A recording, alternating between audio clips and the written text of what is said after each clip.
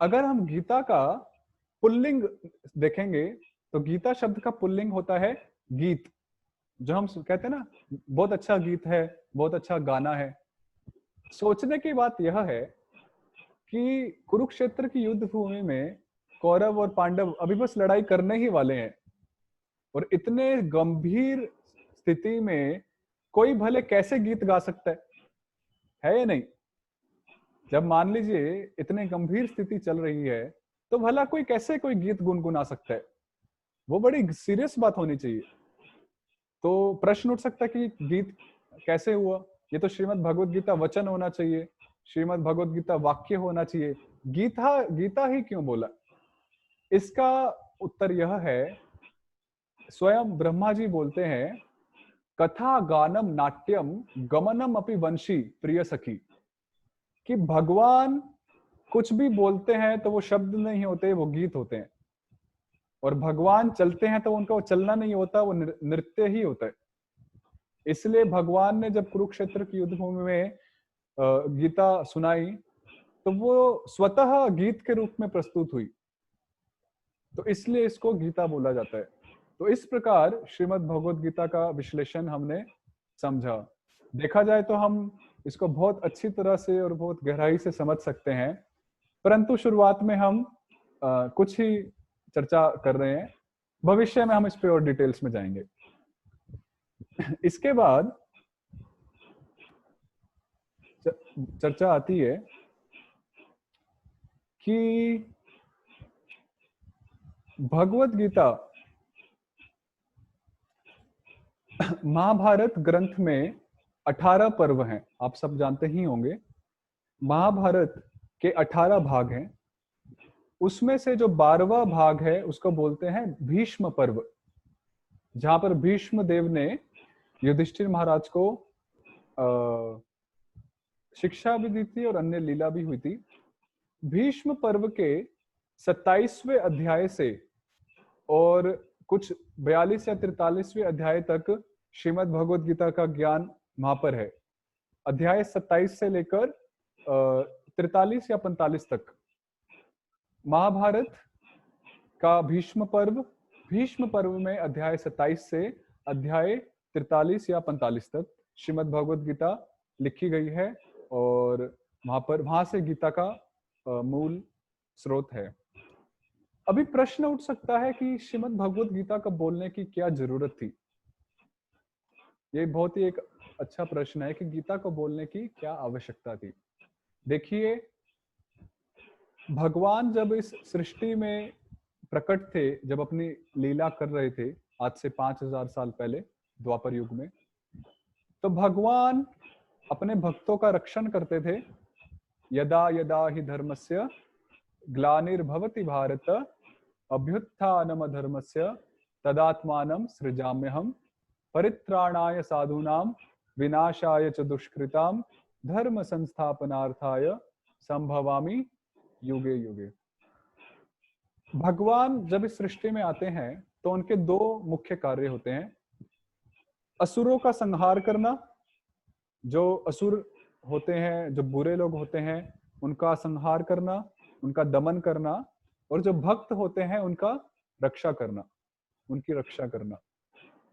तो भगवान जब आज से लगभग 5000 साल पहले प्रकट थे, तो भगवान ने अपनी प्रकट लीला के दौरान सभी भक्तों की रक्षा की और सभी असुरों का दमन किया, और वास्तव में उनकी भी रक्षा की।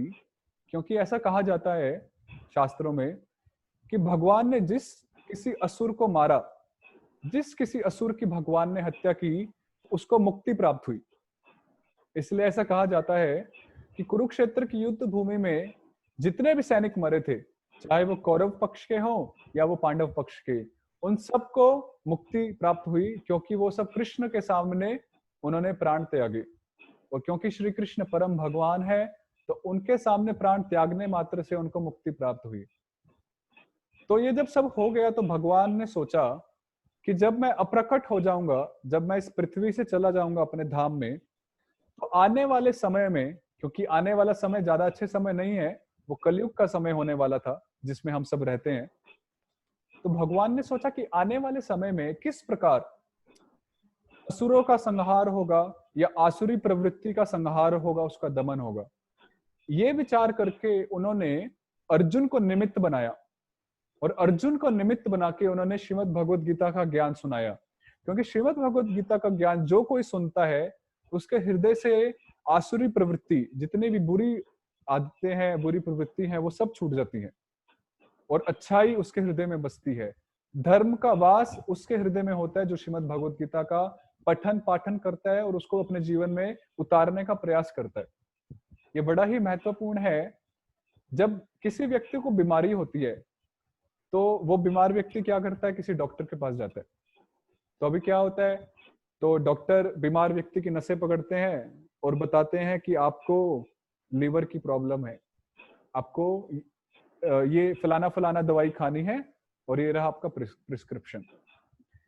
यदि मानिए जो मरीज है वो प्रिस्क्रिप्शन तो ले लिया पर वो दवाई ना खरीदे, और दवाई नहीं है तो वो खाएगा कैसे, और वो बस खुश है कि हाँ मुझे प्रिस्क्रिप्शन मिल गया, तो क्या उससे मरीज ठीक हो जाएगा? नहीं। मरीज तभी ठीक होगा जब वो दवाई को नियमित रूप से सेवन करेगा। इसी तरह से श्रीमद् भगवद गीता को सुनना एक प्रकार से प्रिस्क्रिप्शन पाने की तरह। श्री कृष्ण मानो हमारे डॉक्टर हैं और हम सब मरीज हैं जो मोह माया के बंधन में फंसे पड़े हैं, घर गृहस्थी के बंधन में फंसे पड़े हैं। तो अभी श्रीमद् भगवद गीता क्या है? श्री कृष्ण गीता के माध्यम से हमें प्रिस्क्रिप्शन देते हैं कि आपको ये खाना है, ये पथ्य है और ये अपथ्य है, ये करना है और ये नहीं करना है। अभी मानिए यदि हम भी उस मरीज की तरह प्रिस्क्रिप्शन को सुनकर खुश हो जाए कि हा आज बहुत अच्छा प्रवचन सुना, मधुर मधुर, उत्तम, अति उत्तम, उत्कृष्ट, और हम उसको पालन ना करें, तो क्या हम ठीक हो पाएंगे? क्या हम मोह माया से छूट पाएंगे? क्या हमारा जो भव बंधन है इस जन्म मृत्यु के संसार में जो हम पड़े हैं, क्या हम उससे उभर पाएंगे? कदाचित नहीं, बहुत कठिन होगा। इसलिए श्रीमद् भगवद गीता का ज्ञान एक प्रैक्टिकल एप्लीकेशन वाला ज्ञान है। जब तक इसको हम जीवन में उतारेंगे नहीं, तब तक हमें पूरा पूरा लाभ नहीं मिलेगा। इसलिए आप सबसे हमारी विनती है कि श्रीमद् भगवद गीता को सिर्फ एक टेक्स्ट बुक की तरह मत समझिए। ऑफ कोर्स आप ऐसा नहीं समझते होंगे, ये एक ग्रंथ है।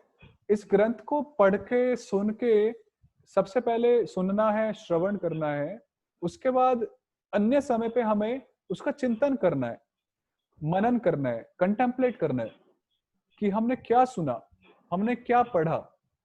और चिंतन और मनन करने के बाद जब हमारा मन, हमारी बुद्धि एक निष्कर्ष पर पहुंचेगी, तब हमें उन सिद्धांतों को अपने जीवन में उतारना है, जिसे संस्कृत में निधिध्यासन बोलते हैं। निधिध्यासन। इसलिए पहला स्टेप है श्रवण करना, जो हम अभी कर ही रहे हैं। दूसरा स्टेप है चिंतन करना, मनन करना, और तीसरा स्टेप है निधिध्यासन, उसको अपने जीवन में उतारने का प्रयास करना। और विश्वास करिए, जो भी व्यक्ति श्रीमद् भगवद गीता को सच्चाई से उतारने का प्रयास करता है, भले वो गीता को उतारने में सक्षम ना हो। मैं मानता हूं अर्जुन ने भी कहा भगवान को कि हे कृष्ण, आप मन को बस में लाने की बात कर रहे हो, पर मुझे लगता है कि मैं हवा के झोंके को रोक सकता हूं पर मन की गति को नहीं रोक सकता। तो हमारी भी ये अवस्था हो सकती है। हम हो सकता है कि हम सक्षम ना हो गीता के सिद्धांतों को पूरा पूरा उतारने में, पर यदि हम सिर्फ प्रयास करते हैं तो आपको पता है क्या होता है? भगवान जो हमारे हृदय में परमात्मा रूप में बैठे हैं, वो देखते हैं कि ये जो व्यक्ति है, ये जो आत्मा है, ये सच्चाई से प्रयास कर रहा है गीता की शिक्षा को उतारने का। इसलिए मैं इसकी क्या करूंगा? मैं इसकी सहायता करूंगा। और भगवान हमारी सहायता करते हैं और उस तरह से हम गीता की शिक्षा को उतारते हैं और हमें अनुभव प्राप्त होते हैं, हमें साक्षात्कार प्राप्त होते हैं। तो इसलिए श्रवण करेंगे, बाद में जिसको चिंतन करेंगे।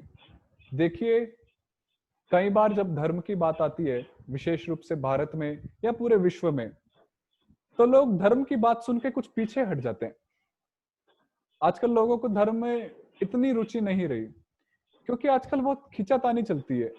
एक धर्म वाले दूसरे लोगों को अपने धर्म में लाने का प्रयास करते हैं, दूसरे धर्म के पंथ वाले दूसरे लोगों को अपने धर्म में जोड़ने का प्रयास करते हैं। यही चल रहा है। पर वास्तव में धर्म कोई जबरदस्ती वाली वस्तु नहीं है। धर्म भगवान के प्रति हमारा प्रेम है। हम सब जीवात्माएं हैं, हम सब आत्मा है, हम सभी शरीर नहीं है। और आत्मा का परमात्मा से एक संबंध है, इसको सबको समझना चाहिए। और ये हिंदू, मुस्लिम, सिख, ईसाई ये सब तो सिर्फ शरीर के स्तर पर है।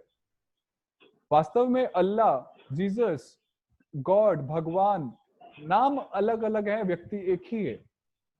जिस तरह से अप, नीर, जल, वाटर, पानी, क्या अर्थ हुआ? पानी। शब्द अलग अलग हैं पर सबका अर्थ एक ही है, पानी। तो चाहे वो अप बोले, चाहे जल बोले, चाहे नीर बोले, चाहे वाटर बोले, और क्या क्या बोलते हैं ना जाने, उन सबका अर्थ एक ही होता है, पानी। इसी प्रकार से चाहे कोई अल्लाह पुकारे, चाहे कोई जीसस पुकारे, चाहे कोई गॉड पुकारे, चाहे वो भगवान पुकारे, चाहे कोई कृष्ण राम पुकारे, व्यक्ति एक ही है, वो परम भगवान एक ही है, नाम अलग अलग है। इसलिए जो श्रीमद् भागवत गीता का ज्ञान कोई जबरदस्ती थोपने वाला ज्ञान नहीं है। इसको हमें सुनना चाहिए ऑफ कोर्स, पर इसको खुद से चिंतन करना चाहिए, मनन करना चाहिए कि जो हमने सुना क्या वो सही है। अगर आपको सही लग रहा है तो बहुत अच्छी बात है। अगर आपको सही नहीं लग रहा है, अगर आपके मन में कोई संशय है, डाउट है, तो आप उसको क्लियर कीजिए, आप उसको पूछिए। क्योंकि जब तक हम अपने संशयों का निवारण नहीं करेंगे, तब तक हम इस ज्ञान को पूरा पूरा नहीं समझ पाएंगे और हमारी श्रद्धा नहीं बनेगी। इसलिए ये हम सबका परम कर्तव्य है, क्योंकि हम इस सब जन्म मृत्यु के चक्र में हैं, इसलिए हमें इससे निकलना है। वरना कब तक हम बीमारियों को झेलते रहेंगे, कब तक हम कोरोना जैसे वायरसों को झेलते रहेंगे? क्या कोई दोबारा चाहता है कि मेरे को कोरोना, हमें कोरोना देखने को मिले? कोई नहीं चाहता, सब इससे मुक्ति पाना चाहते हैं। तो आप सोचिए, अभी सब पूरी दुनिया एक छोटे से कोरोना से बचना चाहती है, पर इससे भी बड़ा एक चक्र में हम फंसे हैं, इससे भी बड़ी एक बीमारी हमारे पीछे है, वो है जन्म मृत्यु जरा और व्याधि, बुढ़ापा, जन्म मृत्यु और बीमारियां। क्या हम इससे नहीं बचना चाहेंगे? इसलिए मनन और चिंतन करना चाहिए और खुद को हमें एक विश्वास दिलाना चाहिए कि नहीं, हमें इस मनुष्य जीवन का पूरा पूरा लाभ उठाना है और इस भव सागर से ऊपर जाना है, पार जाना है और भगवान के पास पुनः जाकर भगवान की सेवा करनी है, भगवान से प्रेम करना है। क्या आप सब नहीं चाहते? अपने हृदय पे हाथ रखकर, आंखों को बंद करके एक बार सही में एक अपने आप से पूछिए कि सही में क्या मैं जिस सुख के पीछे मैं भागता हूँ, क्या वो सही में मुझे इन सब क्रियाओं में मिलता है जो मैं अन्य क्रियाएं करता हूँ? आप सही में ट्राई कीजिए, अपने हाथ अपने हृदय पे रखिए, अपनी आंखें जस्ट 5 सेकंड्स के लिए बंद करिए और खुद से सोचिए कि मैं हमेशा खुश रहना चाहता हूँ। हर व्यक्ति खुश रहना चाहता है, परंतु क्या ये संसार मुझे खुश रहने देता है? Question mark. नहीं, नहीं, नहीं, क्योंकि ये संसार सुखों के लिए बना ही नहीं है, ये संसार दुखों के लिए बना है। यहाँ पर दुख भी दुख है और यहाँ पर सुख भी दुख है। इसलिए हमें श्रीमद् भगवत गीता को बहुत गंभीरता से समझना चाहिए, समझ के इसको अपनाना चाहिए और दूसरों को बांटना चाहिए। पुनः मैं मोहन प्रभु का धन्यवाद करूंगा, विशेष रूप से हृदय से मैं धन्यवाद करूंगा कि सही में सबसे ज्यादा जरूरत आज यदि किसी चीज की है तो वो भगवान के ज्ञान की है, भगवत गीता के ज्ञान की है। यदि इस दुनिया में कुछ कमी है तो वो यही है कि लोग भगवान से दूर जा रहे हैं, लोग धर्म से दूर जा रहे हैं, लोग अपने आप से दूर जा रहे हैं और लोग गीता के ज्ञान से दूर जा रहे हैं। इसलिए पुनः मैं मोहन प्रभु का धन्यवाद करूंगा और आप सबका पुनः पुनः मैं धन्यवाद करूंगा कि आप सब अपना समय निकालकर यहाँ पर उपस्थित हुए हैं और श्रीमद् भगवत गीता को समझने का प्रयास कर रहे हैं। हालांकि पर्सनली मेरी कोई योग्यता नहीं है कि मैं कुछ बोल सकूं, क्योंकि मैं भी इसी समुद्र की मछली हूँ, इसी समुद्र में रहता हूँ, इस भौतिक संसार में, और मेरा भी जन्म हुआ, मेरी भी मृत्यु होगी, मुझे भी बीमारी लगेगी, मुझे भी बुढ़ापा आएगा। मैं भी इसी भवसागर की मछली हूँ, परंतु फिर भी जो हमें अपने गुरुओं से मिला है, उन्होंने हमारा जीवन बदला है, तो हमारा उनके प्रति कृतज्ञता है और उसी कृतज्ञता को पूरा करने के लिए हमारा यह प्रयास है कि हम आगे इसको पहुंचाए। तो आप भी इसको समझिए और जब आपको समझ में आए, जीवन में उतारे, आपको अनुभव साक्षात्कार प्राप्त हो, तो आपसे भी हमारी यही प्रार्थना है कि आप भी दूसरों को बताएं, श्रीमद् भगवद गीता का ज्ञान दूसरों तक पहुंचाएं। आजकल हम व्हाट्सएप यूज करते हैं, फेसबुक यूज करते हैं, ट्विटर, क्या क्या न जाने क्या क्या यूज करते हैं, और प्रायः सब जितने भी मैसेजेस आते हैं जाते हैं ज्यादा काम के नहीं होते हैं, वो सिर्फ आते हैं और वो सिर्फ जाते हैं। परंतु यदि वास्तव में इसका सही उपयोग करना है तो ऐसे उपयोग कीजिए जैसे अभी हम कर रहे हैं। आप भगवान के इस ज्ञान को बांटिए, सुनिए, सुनाइए और लाइफ बनाइए। सुनो सुनाओ लाइफ बनाओ, जैसा कि एक एफएम वाले कहते हैं। तो इस तरह से कुछ भूमिका हमने बांधी भगवद गीता की।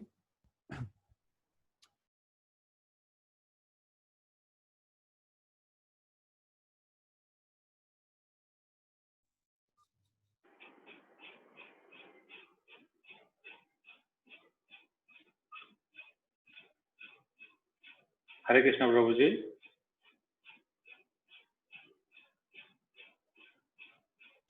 हरे कृष्ण। आवाज आ रही है? अब आ रही है, अब आ रही है प्रभु। ओके, अब आ रही है जस्ट नाउ। सॉरी, कुछ इंटरनेट में प्रॉब्लम हो गई थी, क्षमा कीजिएगा। तो टेक्नोलॉजी पे कभी विश्वास नहीं कर सकते, स्पेशली भारत में ऊपर नीचे होता ही रहता है। तो हम कह रहे थे कि भारतम सर्वशास्त्रेषु, सभी शास्त्रों में महाभारत सर्वश्रेष्ठ है, ऐसा कहा गया है। और श्री महाभारत में भी गीता का ज्ञान सर्वश्रेष्ठ है। जिस तरह से दूध का सर्वश्रेष्ठ भाग होता है घी, हम दूध को गाढ़ा करते हैं और गाढ़ा करते करते करते करते दही, मक्खन और करते करते घी निकलता है, तो घी दूध का सार है। उसी प्रकार से श्रीमद् भगवत गीता सभी शास्त्रों का सार है। और श्रीमद् भागवतम महाभारत को मानो एक पुष्प से तुलना की है, एक फूल से, तो उस फूल का शहद हुआ गीता। क्योंकि एक पुष्प का जो सार होता है वो होता है शहद, जिसको मधुमक्खी चुनती है। तो इस महाभारत रूपी पुष्प का जो शहद है, जो मधु है, वो गीता है। और जिस प्रकार से एक भ्रमर, एक मधुमक्खी आती है और वो उस फूल पर बैठती है और वहां से वो मधु चूसती है, उसी प्रकार से जो सज्जन लोग होते हैं, जो सत व्यक्ति होते हैं, वो भी गीता के इस ज्ञान को सुनते हैं और इसको चूस लेते हैं। चूसने का अर्थ है कि इसको आत्मसात करते हैं, इसको अपने जीवन में उतारते हैं। और जो मधुमक्खी नहीं होते, जो जो मच्छर होते हैं या मक्खी होते हैं, वो कहाँ जाते हैं? वो गंदगी पर जाते हैं और वो गंदगी पे जाके बैठते हैं और उस गंदगी का आस्वादन करते हैं। इसलिए हम सब देख सकते हैं, कुछ लोग ऐसे होते हैं जिनको आप बोलो कि हे भाई साहब, हे प्रभु जी, आप जरा गीता क्लास में आइए, गीता सुनिए, भगवान के नामों का जप कीजिए, मंदिर आइए, सत्संग में आइए, तो वो लोग क्या बोलते हैं कि हमारे पास समय नहीं है। हरियाणवी में बोलते हैं, अरे हमारे दौरे तो टाइम कौड़ी। ऐसे हरियाणवी लैंग्वेज में बोलते हैं। और उनको आप बोलिए व्यर्थ की बातों में समय बिताने के लिए, घंटों घंटों बिता देते हैं। तो इस प्रकार के जो लोग होते हैं, शास्त्रों में ऐसी तुलना की गई है कि वो कुछ मक्खी की तरह है, जो गंदगी पर जाकर बैठते हैं, दूसरों की चुगली करते हैं, दूसरों की बुराई करते हैं, दूसरों की निंदा करते हैं। पर जो सत व्यक्ति होते हैं वो मधुमक्खी की तरह होते हैं, वे ऐसे स्थान पर जाते हैं जहां पर अच्छी शिक्षाएं मिलती हैं। और सोचिए, श्रीमद् भगवद गीता से अच्छी शिक्षाएं हमें कहाँ मिल सकती है?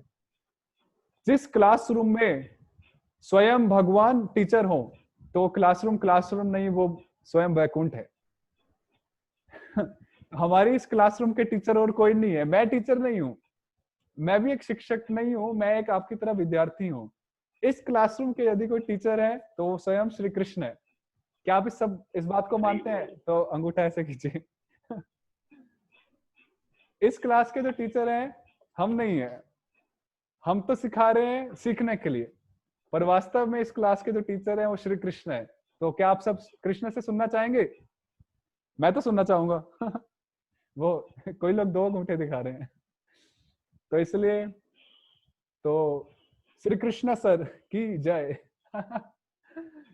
तो हमारे भगवान कृष्ण बड़े स्वीट हैं, आप डरिएगा मत, वो हमें डंडा नहीं मारेंगे, वो बड़े प्यार से समझाते हैं। अर्जुन ने बहुत बदमाशी की, अर्जुन ने कृष्ण को बहुत परेशान किया कि कृष्ण मैं लड़ाई नहीं करूंगा, मैं जा रहा हूं, बाय, आप संभालो। कृष्ण ने कभी लाठी नहीं उठाई, कृष्ण ने कभी डंडा नहीं उठाया। कृष्ण हमेशा प्यार से समझाते हैं कि देखो बालक, देखो अर्जुन, फिर समझाएंगे और समझाने के बाद पूछेंगे समझ में आया, अगर नहीं आया तो मैं दोबारा समझाता हूँ। यदि आप सबने जिसने भी गीता पढ़ी हो, भगवत गीता का ज्ञान पूरा हो गया, भगवान कृष्ण ने पूरी गीता सुनाई। उसके बाद क्या होता है, कृष्ण अर्जुन से पूछते हैं कि हे अर्जुन, क्या तुम्हें पूरी गीता समझ में आई? तो अर्जुन, मान लो अर्जुन बोले ना, अगर नहीं आई तो मैं दोबारा सुनाने के लिए रेडी हूं। ये होते हैं टीचर। अर्जुन को कोई ट्यूशन लेने की जरूरत नहीं थी, कि ऐसा नहीं है कि गीता की क्लास सुनी तो मेन टीचर से समझ नहीं आया, चलो कोचिंग लगाते हैं। आजकल कोचिंग का बहुत जमाना चल गया तो अर्जुन को कोई कोचिंग लगाने की जरूरत नहीं पड़ी, उनके एक ही टीचर थे और वो एक टीचर उन्होंने पूरा समझा दिया। और अर्जुन ने आखिरी में कहा नष्ट मोह स्मृतिर्लब्धा त्वत् प्रसादात मयाच्युत, कि हे अच्युत, आपकी कृपा से मेरे सारे भव बंधन, मेरे सारे मोह शोक सभी आसक्तियां छूट गई और अभी मुझे पूरा पूरा ज्ञान हो गया है कि मुझे क्या करना है और मुझे क्या नहीं करना है। इसलिए आप सबका पुनः स्वागत है। मुझे बहुत उत्साह फील हो रहा है कि हम सबके टीचर स्वयं कृष्ण है, और आप सबसे प्रार्थना है कि ऐसे टीचर से सिर्फ आज ही नहीं, आप प्रतिदिन ऐसे टीचर से सुने। और ऐसे टीचर से सुनना कोई मुश्किल नहीं है, ऐसे टीचर कोई फीस भी नहीं लेते हैं कैसे कृष्ण कभी फीस लेते हैं? किसको लगता है? कृष्ण कभी कोई फीस नहीं मांगते कि नहीं महीने का इतना, एक क्लास का उतना एक श्लोक का इतना, एक अध्याय का उतना, डॉलर्स में या यूरोज में या रुपीज में ऐसा नहीं है। भगवान विद्या देते हैं विद्या की तरह, धंधे की तरह नहीं, बिजनेस की तरह नहीं। भगवान का बिजनेस अलग, भगवान का बिजनेस है दूध बेचना, क्योंकि भगवान ग्वाले हैं। ग्वाले हैं या नहीं? तो भगवान दूध बेचते हैं, दही मक्खन बेचते हैं, पर जब बात आती है ज्ञान की, जब बात आती है विद्या की, तो विद्या में कोई कॉम्प्रोमाइज नहीं। विद्या कभी भी बेचनी नहीं चाहिए। ये बड़े दुख की बात है। आज से कुछ समय पहले, एक शताब्दी पहले कह सकते हैं, भारतवर्ष में, इस भारत भूमि में दो चीजों के लिए कभी भी पैसे नहीं लिए जाते थे। वो दो चीजें क्या थी? पढ़ाई और दवाई। दोबारा, दो चीजों के लिए पहले कभी भी पैसे नहीं लिए जाते थे, पढ़ाई और दवाई। परंतु जैसे ही ब्रिटिश राज हुआ, उन्होंने पढ़ाई और दवाई दोनों महंगी कर दी। सिर्फ पैसे ही नहीं लगाए, उसको इतना महंगा कर दिया कि वो आज अगर कोई दवाई या पढ़ाई करने जाता है, खरीदने जाता है, एडमिशन लेने जाता है, तो आप सबको अनुभव होगा कि आज पढ़ाई बहुत महंगी है। और पढ़ाई आज तो पूरा एक धंधा ही बन चुका है, कॉमर्शियल हो चुका है। और जहां तक बात हो दवाइयों की, तो दवाइयों के जो प्राइस हैं वो तो आसमान छू रहे हैं। पर वास्तव में कभी भी विद्या के लिए पैसा नहीं लेना चाहिए, विशेष रूप से यदि वो विद्या आध्यात्मिक विद्या हो, यदि वो भागवतम की विद्या हो, भगवत गीता की विद्या हो। हमें पुनः खेद हो रहा है बताते हुए कि समाज में कितनी सारी भागवत कथाएं होती हैं, जो 7 दिन की जो कथाएं होती हैं, आप जानते ही होंगे, जगह जगह पे होती ही रहती हैं। प्रायः कई सारे भागवतकार अपनी कथाओं के लिए चार्ज करते हैं, वो पैसा मांगते हैं कि हम अपनी कथा के लिए इतना लेंगे, हम अपनी कथा के लिए उतना लेंगे। परंतु वास्तव में क्या भगवत गीता और भागवत जैसे महान ग्रंथों के ज्ञान का कोई मूल्य हो सकता है? नहीं हो सकता। और यदि हम उनका मूल्यांकन करेंगे तो वास्तव में वो हमारी हार है, वो हमारी अज्ञानता है, वो हमारी मूर्खता है। इसलिए हमें बहुत सतर्क रहना चाहिए कि हमें भी कभी भी, विशेष रूप से आध्यात्मिक ज्ञान को कभी भी बेचना नहीं चाहिए, कभी भी चार्ज नहीं करना चाहिए। तो इसलिए मेरे को कई जनों ने पूछा कि आप क्या चार्ज कर रहे हैं इस कोर्स के लिए? मैंने कहा नहीं नहीं नहीं, मेरे गुरु ने कभी मुझसे चार्ज नहीं किया। मैं 5 साल पढ़ा हूं, मेरे गुरु ने कभी मुझसे चार्ज नहीं किया। और कृष्ण ने अर्जुन से चार्ज नहीं किया, व्यासदेव ने अपने शिष्यों से चार्ज नहीं किया। तो भला मैं कौन से खेत की मूलियों को मैं किसी से चार्ज कर सकूं? सही है या नहीं? इसलिए आप सब भी इसको ध्यान में रखिए कि आध्यात्मिक विद्या को कभी भी कॉमर्शियल मत बनाइए, और अगर कोई बना रहा है तो उसको रोकने का प्रयास कीजिए, और अगर नहीं रुकता है तो राम राम। पर अपने जब तक अपनी बात है तो आध्यात्मिक विद्या सर की शिरोधार्य है, अपने सर पर धारण करने योग्य है, कभी भी उसको धंधे में नहीं बदलना है। तो इसलिए भगवत गीता का जो ज्ञान है ये बहुत महत्वपूर्ण है, और श्रीमद् भगवत गीता हमारे सभी इच्छाओं को पूरा करने में सक्षम है। इस दुनिया में अलग अलग प्रकार के लोग होते हैं और हमारी अपनी अपनी इच्छाएं होती है। किसी को पुत्र चाहिए होता है, किसी को अच्छी नौकरी चाहिए होती है, किसी को पत्नी चाहिए होती है, किसी को घर बार चाहिए होता है। हम सबकी अपनी अपनी कुछ वासनाएं होती हैं। किसी को मुक्ति चाहिए होती है, किसी को मोह माया से दूर छूटना होता है। तो अभी किसी भी प्रकार का व्यक्ति यदि भगवत गीता की शरण में आता है तो भगवान बोलते हैं, आर्तो जिज्ञासु अर्थार्थी ज्ञानी च भरतर्षभ। हे अर्जुन, किसी भी प्रकार का लोग यदि गीता की शरण में आते हैं, मेरे शब्दों को सुनते हैं, समझते हैं, जीवन में उतारते हैं, तो उनका कल्याण होगा ही। इसमें कोई संशय नहीं है कि उनका कल्याण ना हो। ठीक है? तो इसलिए चाहे हमारी कोई भी इच्छा हो, कोई भी भावना हो, हमें भगवान की शरण में आना चाहिए। एक बड़ी इंटरेस्टिंग बात है, आपको बहुत अच्छी लगेगी। भगवान हमारे हृदय में परमात्मा रूप में है। सब मानते हैं? सब मानते ही होंगे कि भगवान हमारे हृदय में परमात्मा के रूप में स्थित है। और परमात्मा के रूप में भगवान हमारी सारी भावनाओं को भी जानते हैं। हम क्या सोचते हैं, हम किस तरह के दुख में हैं, भगवान सब जानते हैं। ठीक है? अभी प्रश्न उठता है कि भगवान जब सब कुछ जानते हैं तो भगवान से प्रार्थना करने की क्या जरूरत है? समझ रहे हैं? भगवान हमारे हृदय में है, सब कुछ जानते हैं, पर शास्त्र कहते हैं कि प्रार्थना करो, प्रार्थना करो, हाथ जोड़ो, प्रार्थना करो, वंदना करो, नमन करो। तो प्रार्थना करने की क्या आवश्यकता है जब भगवान सब कुछ जानते ही हैं? हाँ, भगवान सब कुछ जानते हैं, पर जब तक हम अपना हृदय भगवान के सामने खोलते नहीं है, तब तक भगवान हमारी सहायता नहीं करते। क्या भगवान को नहीं पता था कि द्रौपदी का चीर हरण हो रहा है, वस्त्र हरण हो रहा है? भगवान को पता था। क्या भगवान को नहीं पता था कि गजेंद्र हाथी पानी में डूबकर मरने ही वाला है? भगवान को पता था। क्या भगवान को नहीं पता था कि माता पृथ्वी असुरों के बोझ से पीड़ित है? भगवान को सब पता था, पर फिर भी जब तक द्रौपदी ने अपने दोनों हाथ हवा में उठाकर भगवान कृष्ण को पुकारा नहीं, हे गोविंद, हे द्वारका वासिन, जब तक गजेंद्र हाथी ने नारायण नहीं बोला, जब तक माता पृथ्वी ने गाय का रूप धारण करके भगवान विष्णु की स्तुति नहीं की, तब तक भगवान ने किसी की सहायता नहीं की। इसलिए भगवान सब कुछ जानते हैं, परंतु वो देखना चाहते हैं कि कब हम उनके सामने अपना हृदय खोलें। जब हम अपना हृदय उनके सामने खोलते हैं तो भगवान तत्क्षण भागे दौड़े चले आते हैं और हमारी सहायता करते हैं।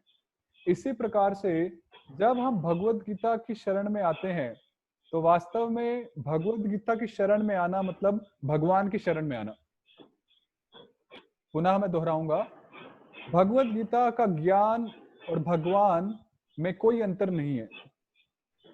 भगवत गीता भगवान की वांग्मय मूर्ति है। भगवत गीता भगवान की वांग्मय मूर्ति है। जैसे मंदिरों में हम जाते हैं तो भगवान की मूर्ति वो देखते हैं, अर्चा विग्रह। तो ऐसा शास्त्रों में माना जाता है कि उस मूर्ति में और स्वयं भगवान में कोई अंतर नहीं है।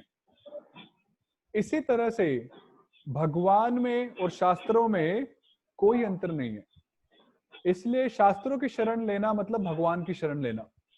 और जब हम शास्त्रों की शरण लेते हैं तो शास्त्र हमारी सहायता करते हैं। ये हमारा साक्षात अनुभव रहा है।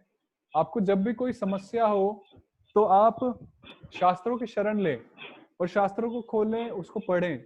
आपको पक्का अपने सवालों के जवाब मिलेंगे, आपको पक्का मार्गदर्शन मिलेगा। क्योंकि जो श्रीमद् भगवत गीता है वो एक सिर्फ माइथोलॉजी नहीं है, एक मिथ्या कथा नहीं है।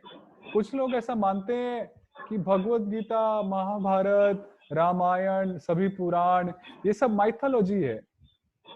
मुझे क्षमा कीजिएगा, यहाँ पे लाइट चली गई।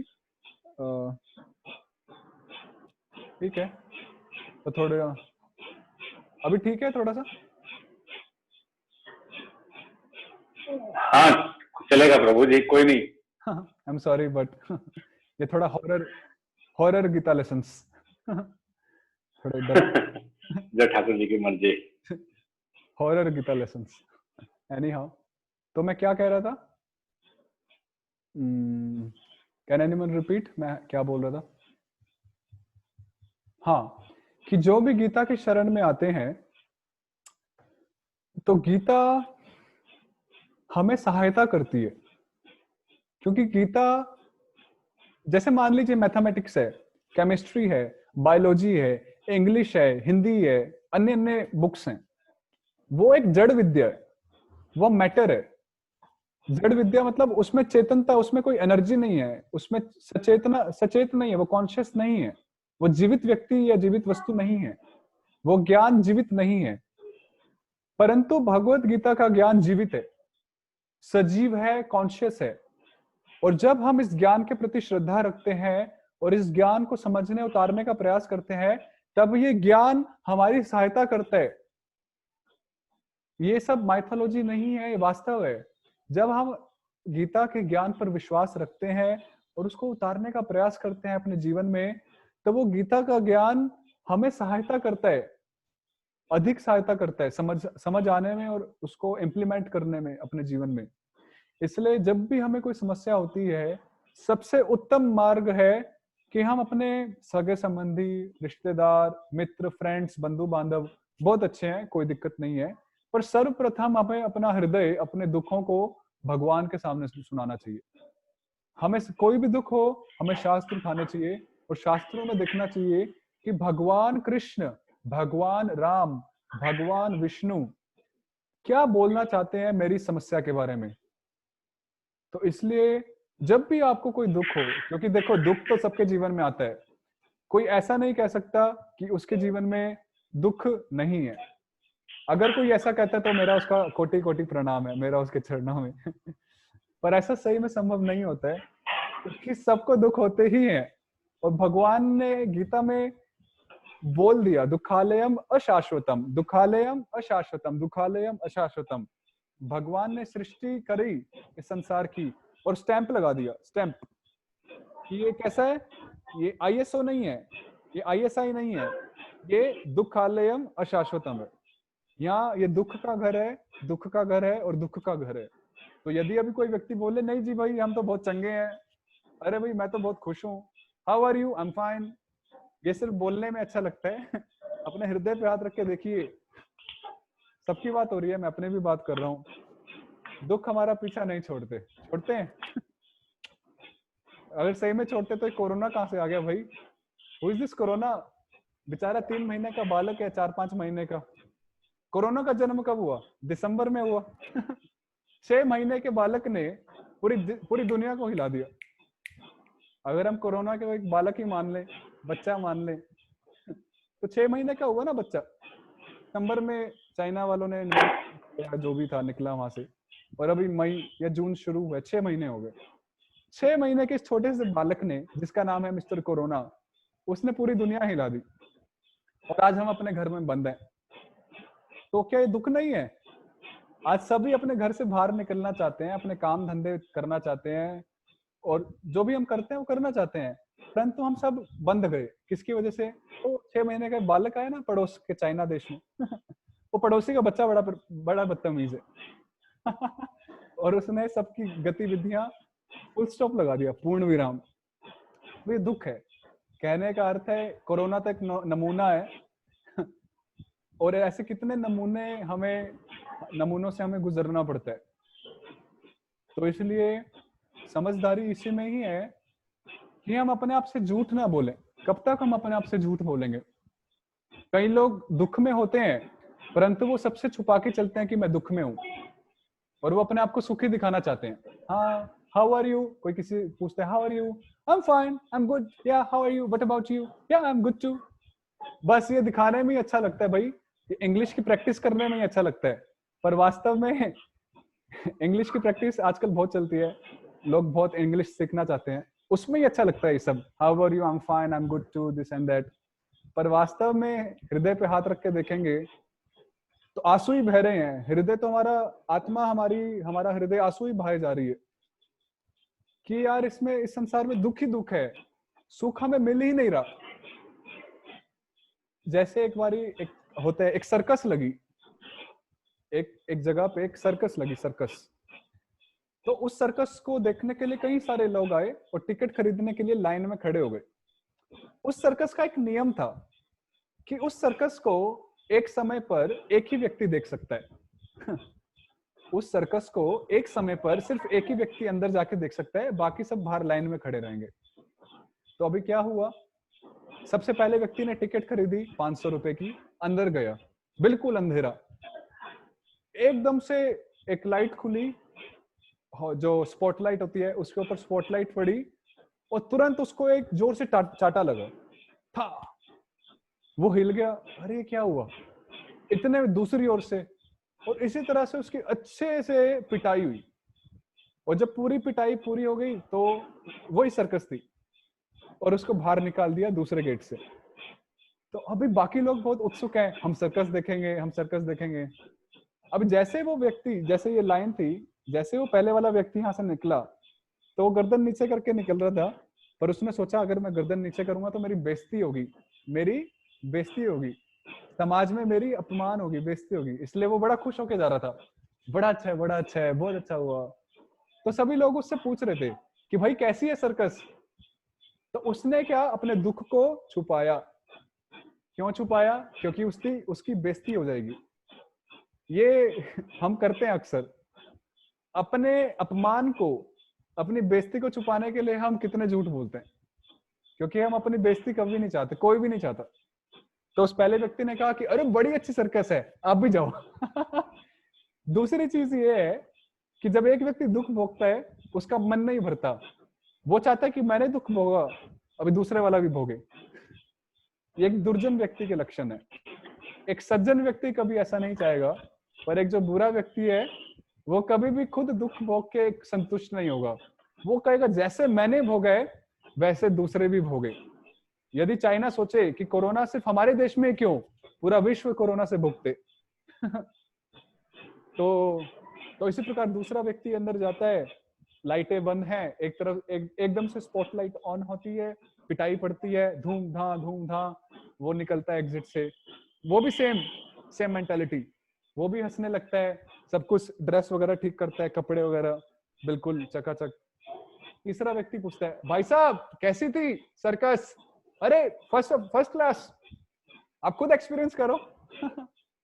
तो इस तरह से क्रम चलता रहता है, पर वास्तव में क्या वो सुखी थे? जो एक एक निकल रहे थे, सबके सब दुखी थे, सबके सब पिटाई खा के निकले, परंतु सब समाज में दिखा रहे हैं कि हम बहुत प्रसन्न हैं, हम बहुत खुश हैं।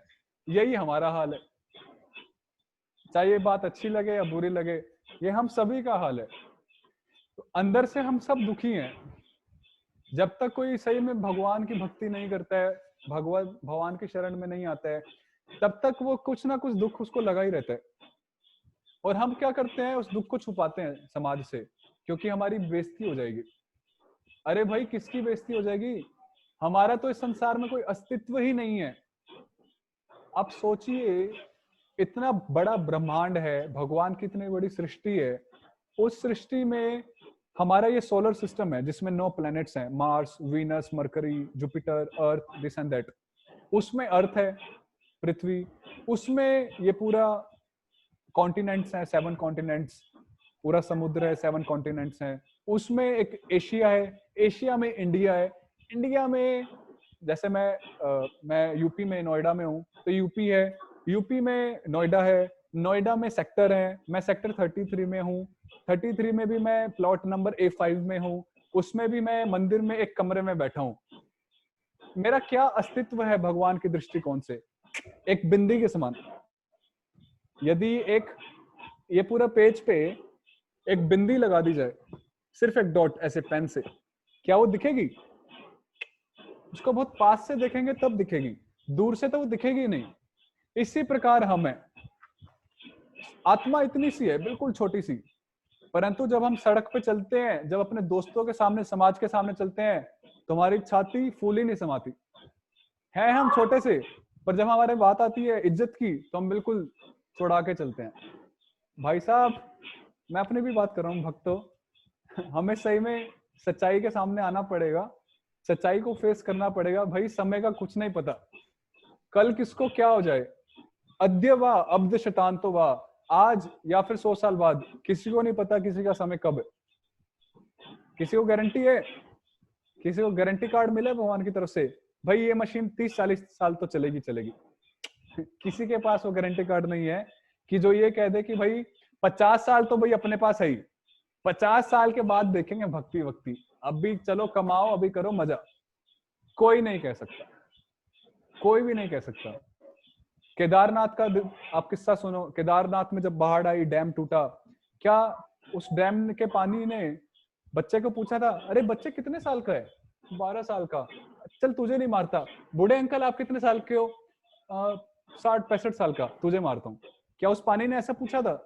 नहीं। बच्चे, बूढ़े, औरत, मर्द, वो सबको बहा के ले गया, सबको खत्म कर दिया। कोरोना, कोरोना किसी से पूछ के आता है? खट खट टन टन टन, हेलो आई मिस्टर कोरोना, आपके घर में छोटे बच्चे हैं? हाँ है, उनको छोड़ देता हूँ, आपको पकड़ूंगा। क्या कोरोना पूछेगा? इम्यूनिटी कम है, पकड़ेगा, खत्म कर देगा। इसलिए समय की कोई वो नहीं है, सीमा नहीं है। हम आज भी, कल भी और 100 साल बाद कभी भी हमारा समय आ सकता है। और आप सोचो, हम उस चीज के लिए समय इतना बिताते हैं जो चीज स्थायी नहीं है। हम पूरा जीवन क्या करते हैं? अगर आप, अच्छा पूरा जीवन 2 मिनट में डिस्कस करते हैं, बड़ा अच्छा लगेगा। बच्चा पैदा होता है, उसको नाम दिया जाता है कि आज से इसका नाम है चिंटू। ठीक है, चिंटू पैदा हो गया, उसका नामकरण हो गया, हाय हाय हेलो हेलो हरि बोल हरे कृष्णा सब कुछ हो गया, बर्थडे पार्टी बन गई। चिंटू बड़ा हो रहा है, स्कूल में भेज दिया, स्कूल में उसकी चालू हो गई A for apple, B for boy, C for cat, D for doll. वहां पे रोज की वो माथा चिप्पी पढ़ रहा है, कर रहा है, करते करते कॉलेज आ गया। कॉलेज के बाद उसकी जॉब लग गई, जॉब के बाद उसकी शादी हो गई, शादी के बाद बच्चे हो गए, फिर बच्चे बड़े हो गए, बच्चों की शादी हो गई, उनके बच्चे हो गए, पोते पोतियां हो गई, फिर वो चिंटू बूढ़ा हो गया। अभी चिंटू बूढ़ा हो गया तो घर में कोई पूछ नहीं रहा, क्योंकि बूढ़े लोगों की आज कोई कदर नहीं रह गई है। बूढ़े लोगों को ओल्ड एज होम्स में भेज दिया जा रहा है, जो कि एक अच्छी बात नहीं है। और हमारी बच्चों के पास हमारी चिंता करने का समय नहीं है। सच है या नहीं? आज हमारे खुद के बच्चों के पास हमारी चिंता करने का समय नहीं है। कभी बच्चे ऐसे नहीं होते, ये ध्यान देने वाली बात है, पर आजकल बच्चे ऐसे बनते जा रहे हैं क्योंकि हम उनको खुद संस्कार नहीं देते बचपन में। इसलिए जब वो बड़े होते हैं तो वो हमें फिर अच्छे से आदर सत्कार नहीं करते। तो फिर उसके बाद चिंटू बूढ़ा हो गया, फिर चिंटू मर जाते। बस यही कहानी है, सबकी यही कहानी है, चाहे मैं हूं, चाहे आप हैं, चाहे कोई भी है, इतनी कहानी है ये 2 मिनट वाली। बस ये 2 मिनट की कहानी थोड़ी धीरे धीरे चलती है, हवा बहती है ठंडी ठंडी, फीलिंग्स के साथ म्यूजिक बजता है, वो बस इमोशंस होते हैं जैसे पिक्चरों में होता है। बाकी कहानी 2 मिनट की है। बस वो एक पिक्चर, एक इसको बढ़िया बनाने के लिए थोड़ी सेटिंग होती है, हवा बह रही है, टीचर आ रही है, हम उठ रहे हैं, गुड मॉर्निंग टीचर, फिर जॉब लग रही है, वही बॉस से सुनना सब, बस वो थोड़े आफ्टर इफेक्ट्स हैं, वीडियोग्राफी, साउंड्स, लाइटनिंग्स, ये वो। पर कहानी इतनी है 2 मिनट की, खत्म। क्या फायदा? एक समय पे जन्मे थे, एक समय पे मर गए। हम क्या करके गए अपने लिए? कुछ भी नहीं किया। जितना कमाया था धरा का धरा रह गया। हम मना नहीं कर रहे कि कमाइए मत, भगवत गीता भी मना नहीं करती, बल्कि अर्जुन तो भागना चाह रहे थे कि भाई मैं लड़ाई नहीं कर रहा हूँ, मैं तो जा रहा हूँ, कृष्णा मेरे से लड़ाई नहीं होगी, मैं जा रहा हूँ, जंगल में रहूंगा, सन्यासी बनूंगा। कृष्ण ने कहा नहीं, तुम्हें सन्यासी नहीं बनना, तुम्हें लड़ाई करनी है। इसी तरह हम भी नहीं कह रहे कि आप छोड़ो घर बार और चलो हरिद्वार, ऐसा हमारा मकसद नहीं है। हम जो कर रहे हैं करना है हमें, पर साथ में माम अनुस्मर युद्ध च, हमें भगवान का स्मरण करते हुए अपने कर्तव्यों को करना है, भगवान की भक्ति करते हुए अपने कर्तव्यों को करना है। तो इसी तरह से हमें भगवत गीता का इसलिए हमें आश्रय लेना चाहिए, और इस गीतामृत चैनल के, गीतामृत ग्रुप के माध्यम से हम प्रयास कर रहे हैं कि हम सबको एक आश्रय मिले जहाँ पर हम गीता के सिद्धांतों को समझ पाएं। तो हमारा समय हो चुका है, हम ज़्यादा समय नहीं लेंगे क्योंकि आप सबको भी विश्राम करना है और हमें भी करना है, क्योंकि हमें सुबह जल्दी उठना होता है 4 बजे मंगल आरती वगैरह के लिए। तो आप सबका पुनः बहुत बहुत धन्यवाद। और कुछ हमने आपको कुछ अनुचित लगा तो उसके लिए क्षमा कीजिएगा, परंतु हम सिर्फ एक सच्चाई की बात करना चाह रहे थे कि यही सच्चाई है। हम सिर्फ झूठे उसमें शायद से अपने आप को घसीटते रहते हैं झूठे संसार में कि है पूजा क्या कहेगी, अरे वो पड़ोस वाली काजल है ना वो क्या कहेगी, अरे वो है ना जॉब में वो जो रमेश है क्या कहेगा। हम इसमें ही जीते रहते हैं, और हम क्या चाहते हैं हम वो नहीं कर पाते, भगवान क्या चाहते हैं हम कभी वो नहीं कर पाते। तो इसलिए इन सब से हमें ऊपर उठना चाहिए, प्रयास करना चाहिए, भगवान से प्रार्थना करनी चाहिए। यदि हम खुद सक्षम नहीं है, और भगवत गीता को सुनना चाहिए, पढ़ना चाहिए, सिद्धांतों को अमल करना चाहिए अपने जीवन में, तभी हमारा जीवन सिद्ध होगा, सफल होगा। तो इन्हीं वचनों के साथ आपका पुनः पुनः धन्यवाद कि आप अपना पूरा समय निकाल के एक भाव से यहाँ पर बने रहे, और मैं आपका बहुत ऋणी हूँ भगवान की तरफ से।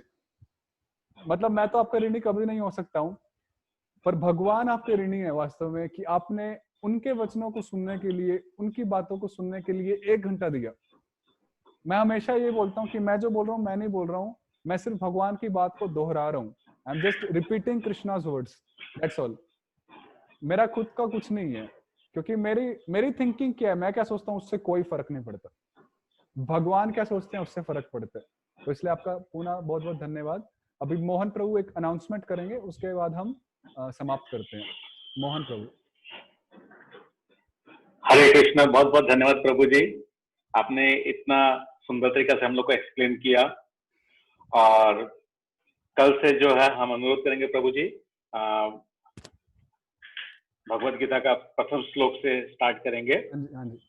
और प्रभु जैसे हम लोग जैसे अपने डिसाइड किए थे कि अब तो उसको सप्ताह में 2 दिन कर लेंगे, सिर्फ सैटरडे संडे, मगर लोगों का हम लोग व्यू ले लेते हैं अपने व्हाट्सएप ग्रुप में। अगर लोग चाहेंगे तो हम लोग इसको डेली रात को 9 से 10 बजे कर विद इन 3 मंथ्स के अंदर में इस इंटायर कोर्स को हम लोग कंप्लीट अगर हम कर डेली सकते करते हैं हैं तो 1 डेढ़ 2 महीने में पूरा हो जाएगा, जल्दी वो हो जाएगा। डेली अगर हम करते हैं तो। हाँ, तो क्या हम लोग और भगवान की और जो कृष्ण किताब है, भागवतम है, उपदेशामृत है, ये सब वगैरह वगैरह प्रभुपाद की और एडिशनल बुक्स हम लोग ले सकते हैं। तो आप सबको तो थैंक यू सो मच प्रभु जी। आप सबसे पूछ लीजिए कब सबकी क्या राय है, अगर जैसे समय हो तो वैसे। सबकी राय लेकर फिर हम लोग इसमें डिसीजन पे आएंगे। और कल सभी जो भक्त लोग यहाँ सुन रहे हैं उन सभी से निवेदन है, कल वापस पुनः रात को 9 बजे हम लोग मिलेंगे। और कल से हमारा असली, आज से तो शुरू हो गया है और कल से जो है अपनी यात्रा चालू हो जाएगी। थैंक यू सभी का बहुत बहुत धन्यवाद प्रभु जी, आपको कोटि कोटि धन्यवाद। कि हम जब पढ़ेंगे तो हम हर चैप्टर के बाद एक टेस्ट भी लेंगे, क्योंकि एक सर्टिफिकेट कोर्स है जैसे हमने लिखा था, फ्री सर्टिफिकेट कोर्स। तो बहुत ध्यान से सुनेगा और आप सब नोट्स भी बना सकते हैं पढ़ते हुए, ताकि हर चैप्टर के बाद जब हम एग्जाम देंगे तो उसमें वो सहायता करेगा। बहुत बहुत धन्यवाद। हरे कृष्णा। श्री कृष्ण चंद्र भगवान की जय। श्री वृंदावन धाम की जय। निताय गौर प्रेमानंदे। हरि हरि बोल। हरि हरि बोल। हरे कृष्ण।